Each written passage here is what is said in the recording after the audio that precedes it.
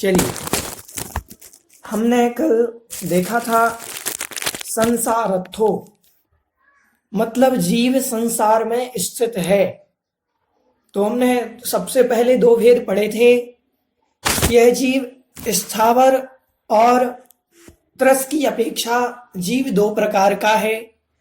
स्थावरों में पृथ्वी, जल, अग्नि, वायु, वनस्पति ये आए थे। और त्रस में बताया था कि शंख आदि दो इंद्रिय, तीन इंद्रिय, चार इंद्रिय और पंचेंद्रिय जीव ये त्रस जीव हैं। ऐसा हमने कल देखा था। उसके बाद हमने देखा था कि समणा, अमणा, अणेया, पंचेंद्रिय, डिम्मणा, परे सव्वे की सामनस्क, आमनस्क ये पंचेंद्रिय जीव हैं और बाकी के सभी निर्मना मतलब मन से रहित हैं। चार इंद्रिय, तीन इंद्रिय, दो इंद्रिय। और उसके बाद हमने पढ़ा था कि जो जीव है वह एक इंद्रिय जीव दो भेद वाले हैं, एक वादर, एक सूक्ष्म। इस प्रकार से 7 भेद बने थे। इन 7 भेदों में हमने पढ़ा था कि ये सभी पर्याप्तक और अपर्याप्तक। तो 7 भेद पर्याप्तक के, 7 भेद अपर्याप्तक के, मतलब 14 जीव समास बने थे। समझ में आया था इतना? अब हम पर्याप्तक पढ़ रहे थे कि पर्याप्तियां किसे कहते हैं। तो पर्याप्तियां 6 जो होती हैं उनमें हमने पर्याप्तियों में जो आहार पर्याप्ति, अभी पर्याप्ति की परिभाषा नहीं पढ़ी शायद, तो आज हम पर्याप्तियों की परिभाषा देखते हैं। चलिए,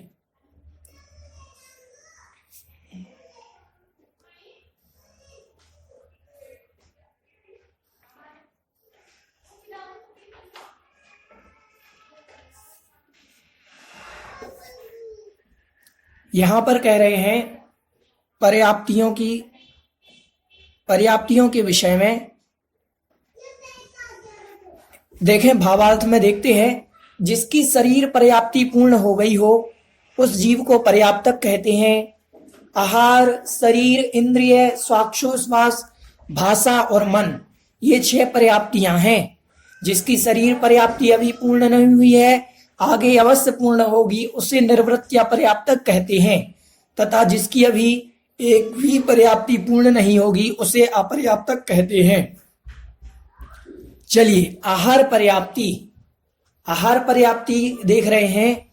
एक शरीर को छोड़कर नवीन शरीर के साधनभूत। यहां पर कह रहे हैं एक शरीर को छोड़कर के नवीन शरीर के साधनभूत जिन 9 कर्म वर्गणाओं को जीव ग्रहण करता है उनको खल व रस भाग रूप परिणमाने की शक्ति के पूर्ण हो जाने को आहार पर्याप्ति कहते हैं। जो उसको खल रूप और रस भाग रूप परिणमाने की शक्ति के पूर्ण हो जाने को आहार पर्याप्ति कहते हैं। समझें, खल और रस भाग क्या है? खल भाग मतलब होता है मांस के टुकड़े रूप। खल भाग क्या होता है? मांस के टुकड़े रूप। और रस भाग परिणमाने की शक्ति रूप, जो 9 वर्गणाओं को ग्रहण, 9 कर्म वर्गणाओं को ग्रहण करना है, उसे हम आहार पर्याप्तियां कहते हैं। जैसे यह जीव नवीन शरीर को धारण करता है और अंतिम मोड़ में रहता है, जो जिस अंतिम मोड़ा जो बचता है उस मोड़े में ये आहार वर्गणाओं को ग्रहण करने लगता है, मतलब 9 कर्म वर्गणाओं को ग्रहण करने लगता है। और उन 9 कर्म वर्गणाओं में यह खल रूप और रस रूप जो परिणमाने की शक्ति उसमें आ जाती है। अभी वहां पहुंचा नहीं उस स्थान, लेकिन उसमें शक्ति आ गई कि ये वहां पहुंचेगा। तो रस मतलब होता है खून आदि, रस रूप कहलाता है ये खून आदि। और खल रूप मतलब मांस के टुकड़े रूप, पिंड रूप बनने की इसमें शक्ति जो तैयार होने लगती है उसे कहते हैं आहार पर्याप्ति। समझ में आ रहा है? विषय कठिन है थोड़ा सा, विषय समझ करके चलना है, ठीक है। चलिए, आगे कह रहे हैं कि शरीर पर्याप्ति मतलब गृहीत 9 कर्म वर्गणाओं के स्कंध में से आपने आहार पर्याप्तियों में जो 9 कर्म वर्गणाएं ग्रहण की हैं उन गृहीत मतलब ग्रहण की गई नौकर्म वर्गणाओं के स्कंध में से, मतलब उसके स्कंध मतलब समूह में से, उन नौकर्म वर्गणाओं के समूह से खल भाग को हड्डी आदि कठोर अवयव रूप, देखो खल भाग को तो हड्डी आदि कठोर अवयव रूप और रस भाग को खून आदि द्रव अवयव रूप परिणमाने की शक्ति की पूर्णता को शरीर पर्याप्ति कहते हैं। खल भाग को इन्होंने, हमने कहा था जो मांस का टुकड़ा रूप बनने की तैयारी कर रहा है, उस खल भाग को तो इन्होंने हड्डी रूप बनाया और रस भाग को खून आदि रूप परिणमित किया, तो इसको कहते हैं शरीर पर्याप्ति। इसको क्या कहते हैं? शरीर पर्याप्ति। अभी हमने जो नौकर्म वर्गणाएं ग्रहण की थी, जिनमें हमने खल भाग और रस भाग बनाए थे, किसमें बनाए थे? ये हमने बनाए थे आहार वर्गणा में। कौन सी वर्गणा में? आहार वर्गणा में।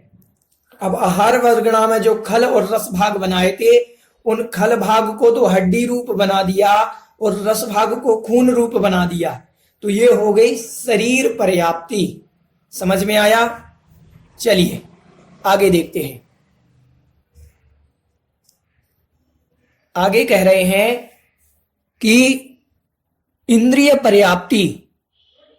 इंद्रिय पर्याप्ति मतलब गृहीत नौकर्म वर्गणाओं के स्कंध में से, जो हमने ग्रहण की थी नौकर्म वर्गणाएं, उनके समूह में से योग्य स्थान पर द्रव्येंद्रियों के आकार परिणमाने की शक्ति की पूर्णता को इंद्रिय पर्याप्ति कहते हैं। मतलब हमने जो नौकर्म वर्गणाएं ग्रहण की थी, उन नौकर्म वर्गणाओं को द्रव्येंद्रिय का आकार देना, और जब यह आकार पूर्णता को प्राप्त हो जाता है, तब उसे हम कहते हैं क्या? द्रव्य इंद्रिय, वो इंद्रिय पर्याप्ति का पूर्ण होना। जैसे वहां पर जो यहां पर हमने आहार वर्गणाएं और शरीर वर्गणाएं ग्रहण की, उस शरीर वर्गणा को आकृति देना, द्रव्य में नाक रूप बनाना, द्रव्य में कान बनाना, द्रव्य में आंख बनाना, द्रव्य में स्पर्शन इंद्रिय बनाना, रसना इंद्रिय बनाना, ये सारी जो प्रक्रिया है, ये इंद्रियों की पूर्णता के लिए जो किया जाता है, जब ये प्रक्रिया पूर्ण हो जाएगी द्रव्य रूप, तब इसे द्रव्य इंद्रिय पर्याप्ति की पूर्णता कहेंगे। समझ में आ रहा है? तब यह इंद्रिय पर्याप्तियों की पूर्णता होगी। समझ में आया? चलिए आगे देखते हैं। आगे कह रहे हैं कि भाषा पर्याप्त, स्वाक्षोश्वास पर्याप्ति। उन नौकर्म वर्गणाओं के कुछ स्कंधों को स्वाक्षोश्वास परिणमाने की शक्ति की पूर्णता को स्वाक्षोश्वास पर्याप्ति कहते हैं।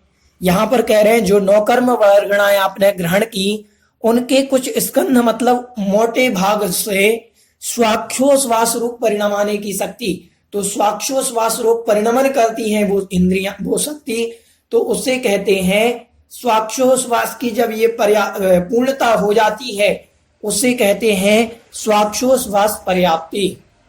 ठीक है, आगे कह रहे हैं भाषा पर्याप्ति। वचन रूप होने योग्य भाषा वर्गणाओं को वचन रूप परिणमाने की शक्ति, जिनमें वचन रूप होने योग्य शक्ति है, उन्हीं वर्गणाओं को ग्रहण करेगा। ऐसे नहीं कि काय योग वर्गणाओं को वचन योग परिणमा दे, नहीं, वचन योग्य होने योग्य, वचन रूप परिणमत होने योग्य भाषा वर्गणाओं को वचन रूप परिणमाने की शक्ति की पूर्णता को भाषा पर्याप्ति कहते हैं। वचन योग्य परिणमाने की जो शक्ति की पूर्णता प्राप्त हो गई, उसे कहते हैं भाषा पर्याप्ति। देखो, शक्ति और अभिव्यक्ति दो चीजें हैं, ध्यान से सुनना। शक्ति का नाम तो पर्याप्ति है और अभिव्यक्ति का नाम, यहां पर जो अपन कह रहे, शक्ति का नाम पर्याप्ति और अभिव्यक्ति का नाम प्राण, दो चीज हमने पढ़ी थी। शक्ति का नाम जो उसमें शक्ति आ गई, उसका नाम तो हुआ, शक्ति का नाम पर्याप्ति, और उसमें जो अभिव्यक्ति मतलब बोलने की शक्ति, श्वास लेने की अभिव्यक्ति जो हो रही है, उसका नाम प्राण है। साधन का नाम तो पर्याप्ति है, और साध्य का नाम प्राण है। लक्षण का नाम तो पर्याप्ति है और लक्ष्य का नाम प्राण है। समझ में आ रहा है विषय? थोड़ा सा कठिन होगा। किन्हीं ने कल पूछा भी था कि भैया जी प्राण में और पर्याप्तियों में क्या अंतर है। तो प्राण और पर्याप्तियों का अंतर हम यहाँ पर आपको बतला रहे हैं कि जो साधन है, जिनकी जो शक्ति है, अंदर जो शक्ति रूप है उसका नाम पर्याप्ति है, और जो अभिव्यक्ति बाहर दिखाई दे रही है उसका नाम प्राण है। ठीक है, समझ में आया? चलिए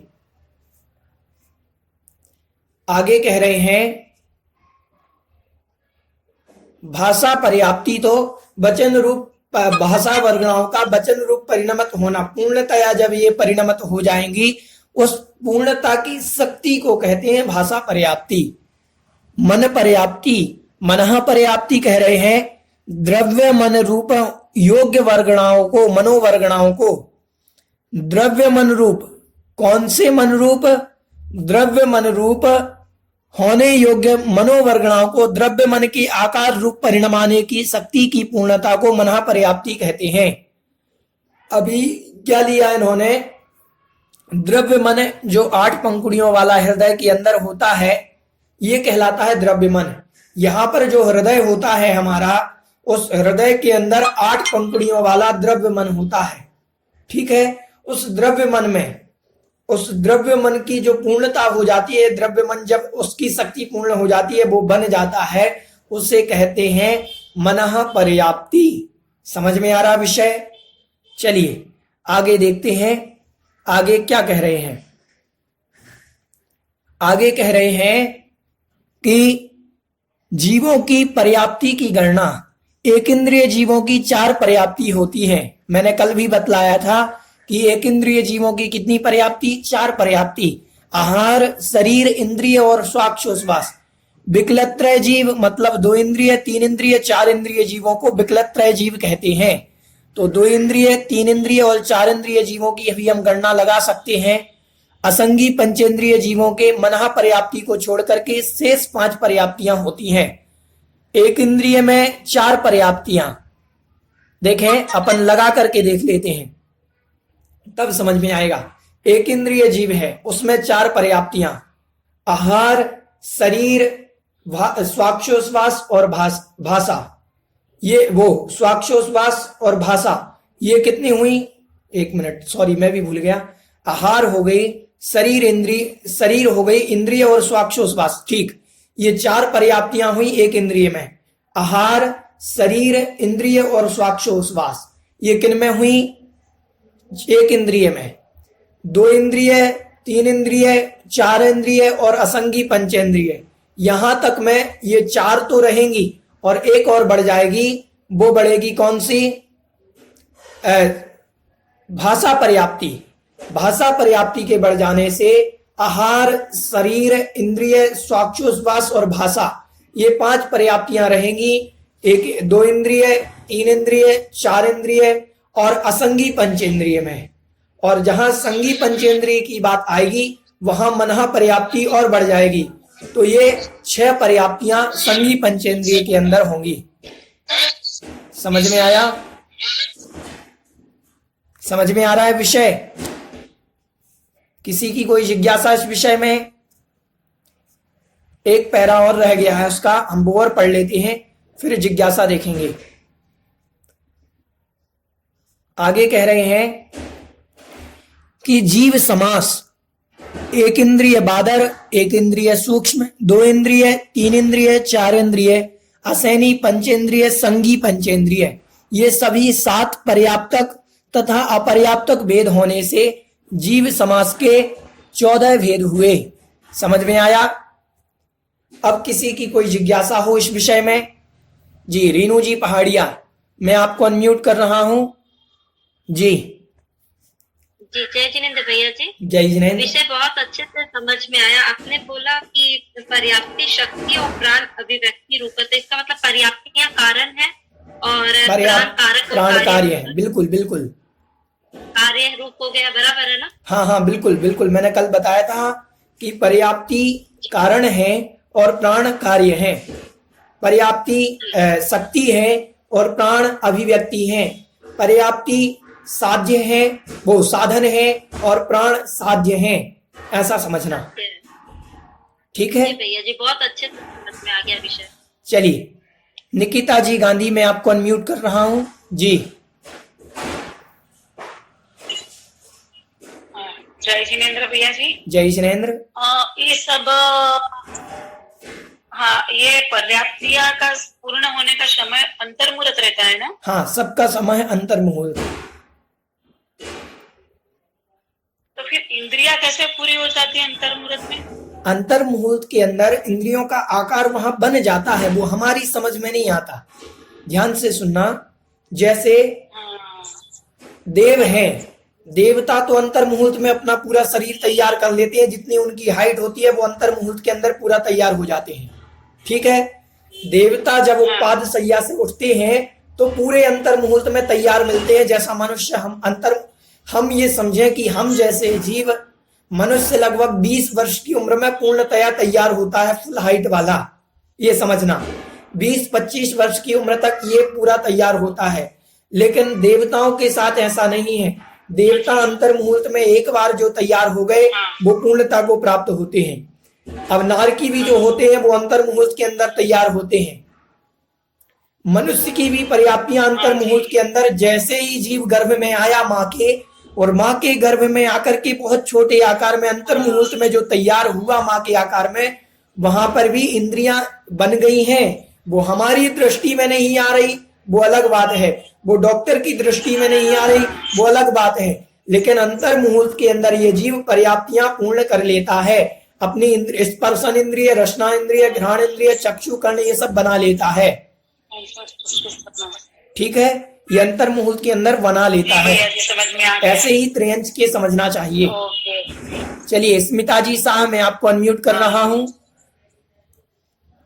हाँ भैया, जय जिनेन्द्र। कल मेरा फोन बंद हो गया था तो मुझे बराबर समझ में नहीं आता है। वो जीव समास तो संक्षेप आपने बोला, तो समास का अर्थ क्या होता है? समास का अर्थ मुझे होता है, बराबर समझ में नहीं आता है इसे। समास का अर्थ होता है संक्षेप में। आपने संस्कृत में समास पढ़े होंगे, हिंदी में समास पढ़े होंगे। विद्या प्लस आलय बराबर विद्यालय, इसको समास कहते हैं। विद्यालय को हम समास कहेंगे, और समास का संधि विच्छेद करेंगे तो विद्या प्लस आलय। ये संस्कृत में, हिंदी में होता है समास। इसको अपन क्या कहते हैं? विद्यालय को ये समास कर दिया हमने। ठीक है, नर प्लस ईस बराबर नरेश बन गया, तो नरेश शब्द जो है ये समास शब्द है। समझ में आया? तो मतलब किन्हीं दो शब्दों को, किन्हीं दो वस्तुओं को एक साथ कह देना या एक में समाहित कर देना, उसे समास कहते हैं। ठीक है, समझ में आ रहा है विषय? किन्हीं दो वस्तुओं को एक में कह देना समास है। तो समास का अर्थ होता है संक्षेप में कहना। समास का अर्थ क्या होता है? संक्षेप में कहना। ऐसे ही जीवों के नाना भेद बनते हैं। अभी आप जब 24 ठाणा आदि पढ़ेंगे उसमें 92 प्रकार के भेद बताएंगे। जो 98 प्रकार के जीव के भेद, कितने? 98 प्रकार के। यहाँ पर 14 में समास कर दिया, मतलब 14 प्रकार के बतला करके संक्षेप में बता दिया कि 14 प्रकार के जीव होते हैं। समझ में आ रहा है ना? विषय समझे? नहीं समझ में आता है कि संक्षेप में 14 प्रकार के जीवों के भेद बतला दिए।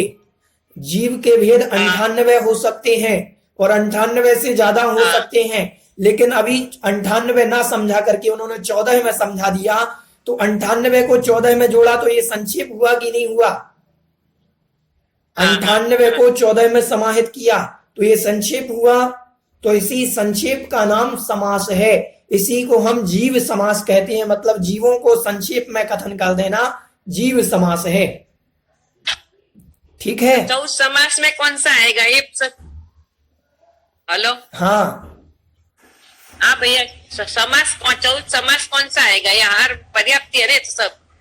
अरे पर्याप्त नहीं, समास का अर्थ हुआ जीव के जो हमने 7 भेद बनाए, 7 भेद बनाए, और 7 के हमने पर्याप्ति और अपर्याप्ति करके 14 भेद बनाए। तो उन 14 भेदों को पूर्ण जीवों, उन 14 भेदों को समास कहेंगे। ये 14 प्रकार तो हम संक्षेप में कह रहे हैं, शॉर्ट में कह रहे हैं। जैसे 14 प्रकार का कौन सा बना है वो मैं पूछ रही हूँ। 7 प्रकार का, वो 7 प्रकार का पर्याप्त। हाँ 14 कौन सा बनाया ये पूछ रही हूँ। चलो 14 बनाते हैं हम, ध्यान से सुनना, इधर देखें आप सभी लोग। 14 प्रकार के हम बनाते हैं। पहले संगी हाँ पंचेंद्रिय, असंगी पंचेंद्रिय, हाँ ठीक है। हाँ हाँ अब उसके बाद 3 इंद्रिय, वो 4 इंद्रिय, 3 इंद्रिय, 2 इंद्रिय, ये कितने हो गए? 5 हो गए। अब वादर 1 इंद्रिय और सूक्ष्म 1 इंद्रिय, ये कितने हो गए? हाँ बराबर बराबर 7। 7 7 इनको अभी पर्याप्तक मानो। अब पर्याप्तक लगाते हैं तो पर्याप्तक समनस्क पंचेंद्रिय, पर्याप्तक अमनस्क पंचेंद्रिय, पर्याप्तक 4 इंद्रिय, पर्याप्तक 3 इंद्रिय, पर्याप्तक 2 इंद्रिय, पर्याप्तक बादर 1 इंद्रिय, पर्याप्तक सूक्ष्म 1 इंद्रिय, 7 भेद, बराबर बराबर। ठीक है। अभी इन्हीं को अपर्याप्तक लगाएंगे तो ये 7 पर्याप्तक और ये 7 अपर्याप्तक, तो हो गए कितने? 14 भेद, 14, ठीक है। अभी समझ में आया। हाँ चलिए, किसी की और जिज्ञासा? ललिता जी हजारीबाग, आपको अनम्यूट कर रहे हैं जी। भैया जी जय जिनेन्द्र। बहुत अच्छा समझा रहे हैं भैया जी। वर्गना, वर्गना का क्या मतलब हुआ? वर्गणा अर्थ वर्गणा। हाँ, वर्गणा अर्थ होता है वर्गों के समूह को वर्गणा कहते हैं। जैसे वहां पर जीव के जो परिणाम हैं, जो आत्म प्रदेश हैं, सुनना, जीव किसी भी वस्तु के जो आत्म प्रदेश हैं, उन आत्म प्रदेशों को, उनके समूह को वर्ग, उन आत्म प्रदेशों के कुछ समूह को वर्ग कहते हैं और उन वर्ग के और समूह को वर्गणा कहते हैं। उन वर्गों के समूह को वर्गणा कहते हैं। अभी आत्म वर्ग के अंदर कितने प्रदेश आते हैं ये मुझे याद नहीं आ रहा है, ये मैं देख करके बता दूंगा। तो उन वर्ग मतलब वर्ग में कुछ समूह आते, कुछ संख्या आती है, उस संख्या के वर्ग उसको कहते हैं वर्ग, और उन वर्ग के समूह को कहते हैं वर्गणा। मतलब बहुत सारे वर्ग मिलकर के एक वर्गणा बनते हैं, समझ रहे हैं? तो ये वर्गणा, और उन वर्गणा के समूह को कहते हैं स्कंध। हाँ, उन वर्गणा के समूह को क्या कहते हैं? स्कंध कहते हैं, ठीक है। तो ये पुद्गल वर्गना ही होती है क्या? कर्मों का समूह को वर्गना कहते हैं क्या? हाँ, कर्मों के समूह को पुद्गल वर्गणा, कर्मों के समूह को ही वर्गणा कहते हैं। देखो, हमने आपको कल बतलाई थी कि 9 कर्म वर्गणाएं भी होती हैं। द्रव्य कर्म और भाव कर्म पहले बतलाई थी। द्रव्य कर्म, भाव कर्म और 9 कर्म, ये सारी प्रक्रिया 9 कर्म वर्गणाओं से होती है। द्रव्य कर्म के योग से ये 9 कर्म, शरीर क्या है? 9 कर्म है। तो ये शरीर जो बनता है, ये नाम कर्म की प्रकृति को लेकर के 9 कर्म वर्गणाओं को ग्रहण करके ये बनता है, ठीक है। हाँ जी जी, ऐसा समझना, मतलब कर्मों के मतलब समूह वर्गना हुए। हाँ, जो पुद्गल परमाणु मिलते हैं वही वर्गना। हाँ, वही वर्गणा है। बहुत बढ़िया है, ठीक है। चलिए, किसी की और जिज्ञासा इस विषय में? समझ में आया विषय? चलिए आगे बढ़ते हैं, अग्रिम गाथा की ओर बढ़ते हैं। विषय तो सबको समझ में आ गया। चलिए,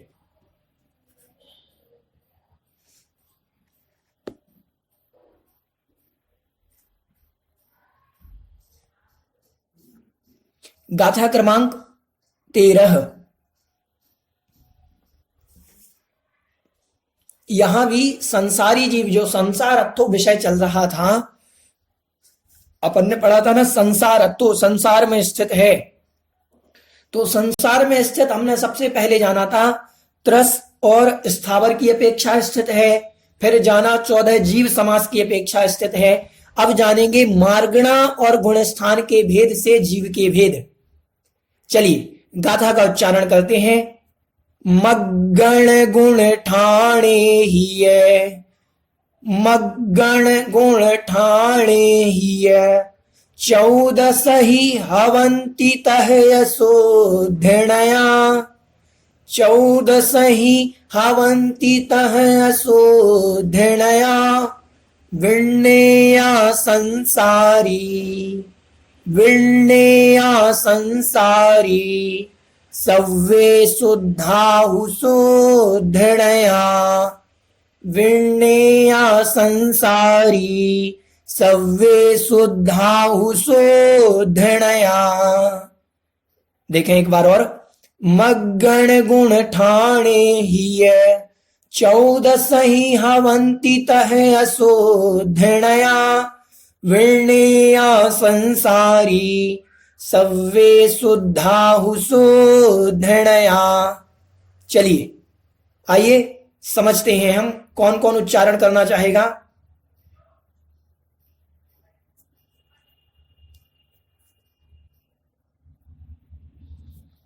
जी एक मिनट, आशा जी आपको अनम्यूट कर रहे हैं। चलिए उच्चारण करेंगे गाथा का। खुल ही नहीं रहा है भैया। चलिए आपकी आवाज आ रही है, बोलें। एक मिनट में आपको स्क्रीन शेयर भी कर देता हूं साथ में।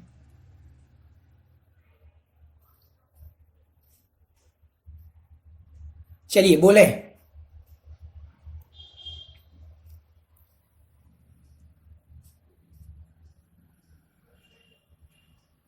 उच्चारण करें। चलिए हम किन्हीं और को अनम्यूट करते हैं। जी सारिका जी कोटा आपको अनम्यूट कर रहे हैं जी।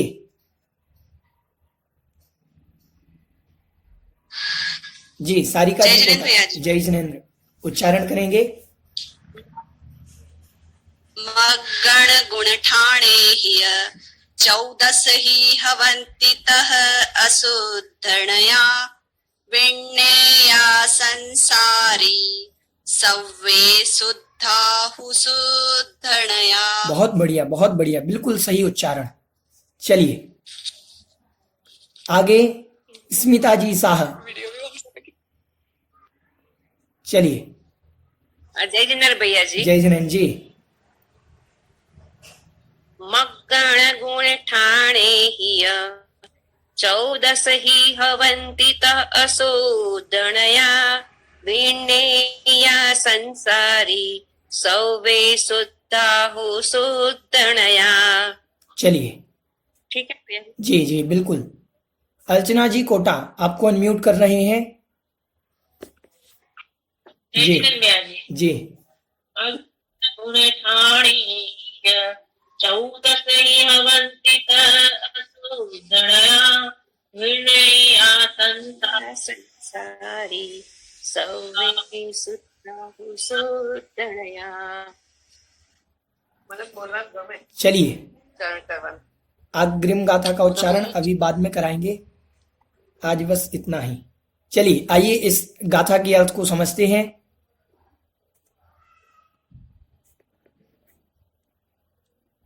चलिए देखते हैं गाथा का अर्थ। मग्गण मतलब मार्गणा, गुण ठाणे हिय या मतलब और, गुणस्थान गुण ठाण मतलब गुणस्थान, मग्गण मतलब मार्गणा और गुणस्थान 14 ही 14 हवंती मतलब होते हैं, तह मतलब उस जीव के, तह मतलब उसके, उसके किसके, संसारी जीव के। कैसे? अशुद्ध नया, अशुद्ध नय से, अशुद्ध नय से मार्गणा और गुणस्थान 14 होते हैं, ऐसा विण्णेया जानना चाहिए। विण्णेया मतलब जानना चाहिए। किनके जानना चाहिए? संसारी जीवों के। संसारी मतलब संसारी जीवों के अशुद्ध नय से 14 मार्गणा और 14 गुणस्थान जानना चाहिए। सव्वे मतलब सभी, शुद्धा मतलब शुद्ध जानना चाहिए, शुद्ध नया मतलब शुद्ध नय से, और शुद्ध नय से सभी जीवों को शुद्ध जानना चाहिए। देखो मार्गणा और गुणस्थान की अपेक्षा जीवों को बतला रहे हैं कि मार्गणा और गुणस्थान 14 होते हैं उस जीव के अशुद्ध नय से, ऐसा जानना चाहिए। किनके? तो कहा संसारी जीव के। सव्वे मतलब सभी जीव, शुद्धा मतलब शुद्ध हैं, किस अपेक्षा से? शुद्ध नया, शुद्ध नय से। यहां दो नयों की बात की कि एक नय से तो अशुद्ध नय और शुद्ध नय देखते हैं, समझेंगे। अशुद्ध नय और शुद्ध नय। अशुद्ध नय की अपेक्षा तो यह जीव मार्गणा और 14 गुण स्थानों भेद वाला है। 14 मार्गणाएं और 14 गुण स्थान में जीव स्थित जानना चाहिए। किस नय की अपेक्षा? ये अशुद्ध नय की अपेक्षा। और शुद्ध नय की अपेक्षा जीव को सबसे शुद्ध मानना चाहिए, सभी जीवों को शुद्ध मानना चाहिए। समझ में आया विषय? अब मार्गणा और गुणस्थान क्या है, आइए हम थोड़ा सा समझ लेते हैं।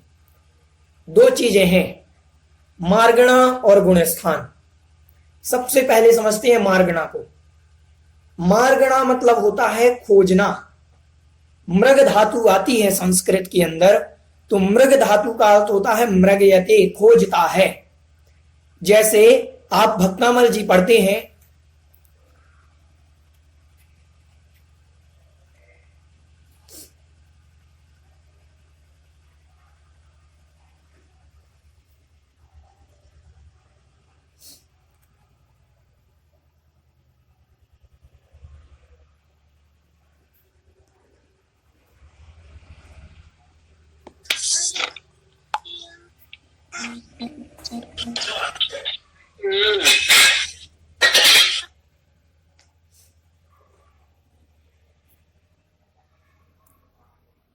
शीघ्रता से सभी लोग जुड़ जाएं।